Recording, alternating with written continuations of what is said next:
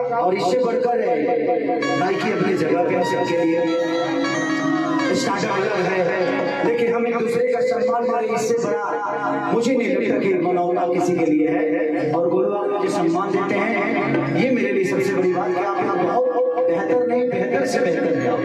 और आपका स्वागत में हम दो लाइन सुनाएंगे। एक भरत शर्मा जी गाना गाए थे,